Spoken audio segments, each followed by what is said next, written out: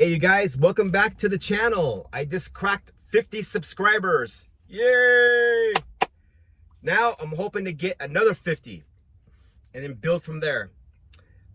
This is Retired Agent Talk. I am your host, Paul Silva. I'm gonna make this a quick video, maybe 3 minutes. Are you ready to be a parole agent? If your dad, uncle, aunt, sister, neighbor is an agent and they're telling you to come on board, are you ready for it? For the task at hand, for the flexibility at hand, for the responsibility at hand? I say go for it. Well, as an agent, you get issued a state car, which is huge. That comes with a gas card. You get to wear regular clothes. You could wear, you could mingle in and out of the community, and no one will know who you are. Now, of course, we used to all get issued back in the day Ford Focuses, Chevy Cavaliers. Now we got Impalas. Now we got some Chargers out there. But there's so many of those cars out there nowadays. No one really knows who's who. But and as long as you can conceal your weapon, and again, it's, if you're a larger person, you're gonna have a hard time concealing your stuff. But if you're like a thinner person, you just get yourself an XL or 2XL large flannel shirt. You're good to go. You can grow facial hair. You're able to get a couple of tattoos if you want. So there is no grooming standards. The flexibility is good. The pay is great. Chance for overtime? Shit. Unless you're a GPS agent, and that's if, you might get maybe 4 to 10 hours a month, which is not bad. But some more of the perks is you get to make your own hours. Excuse me about that. You get to make your own hours, and you get nights and weekends off. Well, yeah, you got to work one late night a week. Well, that's how I did it. One late night a week. That way you could see these guys that are working, and you call them up. Hey, on Tuesday night, stay home. Because after how I did it, I was officer of the day all day. And so it was like 8 to 5. And then I scheduled myself to 7, 8 o'clock at night. And then I'll call these guys the day before. Hey, Tuesday night, be home and drink water.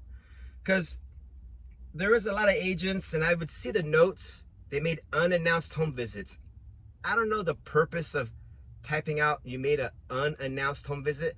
Now I know in the DOM you're supposed to make unannounced visit. But in reality, this is be ultra real. Can you expect a person to be home every day after work? Because sooner or later you got to call him. Because what if, now I'm talking regular parolees, even the sex offender parolees, but let's talk about the regular ones. The guy gets off work, he works at Home Depot or Ace. He gets off work and he goes to the gym. Then he goes to Walmart, then he goes out to eat. And if he's on regular parole, maybe he goes to Knott's Berry Farm. And he does that every week. So sooner or later you got to call these guys up. It's all about communication. So I'd call these guys up. Hey, be home, drink water, and knock out the test. Especially if it's at a program, or knock out 2, 3, 4 the guys all at once.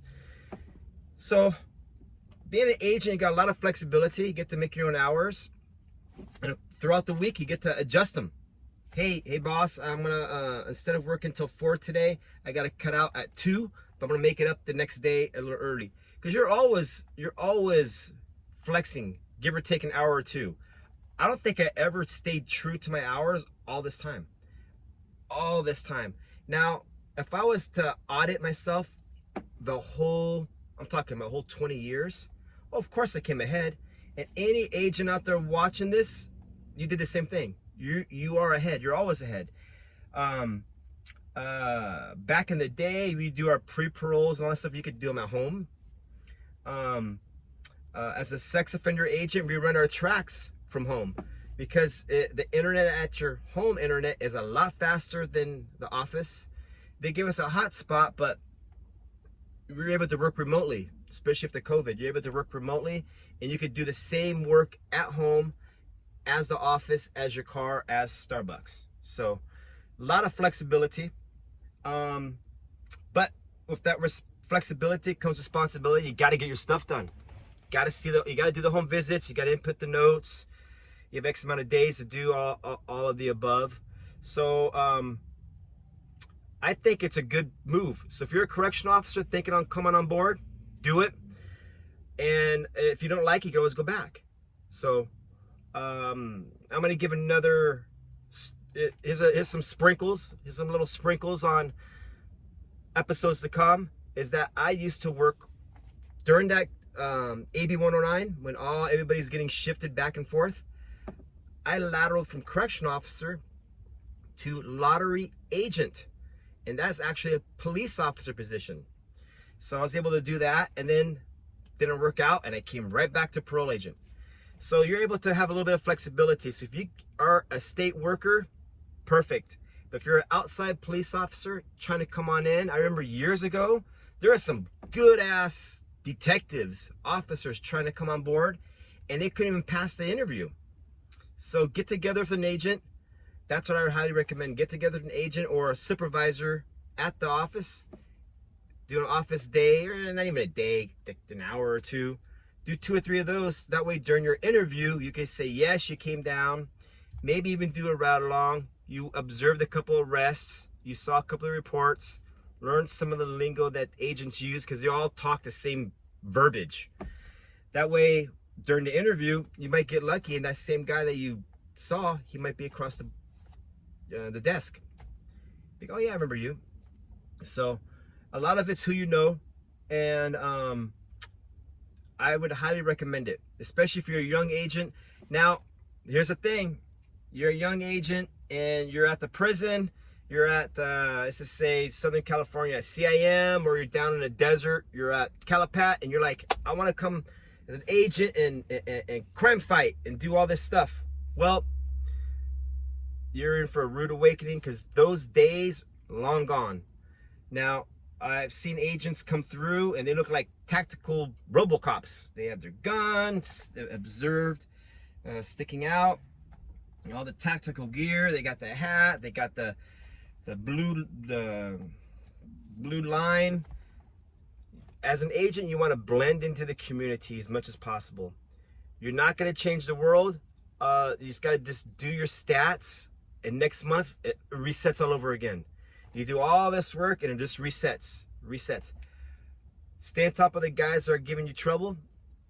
Give the guys a little bit of rope that are doing what they need to do out there in the community. So anyways, I highly recommend, if you have an opportunity to lateral from correctional officer to parole agent, I would do it. Of course, there's the pay, flexibility, more time with family. You get, if you're commuting, now you get that car, and no more gas you have to pay, and you get to, again, make your own hours. So again, you guys, hopefully this helped you out. Any requests or any other things, send me a private message. And again, if you are not a subscriber to this channel, consider subscribing. And there's a little bell right down there somewhere. Hit that bell, get notified all future content. And like I said, I just cracked 50 subscribers. I'm hoping in the next month or two, another 50, and I'm doing 50 at a time. Thank you for watching. You guys have a good day.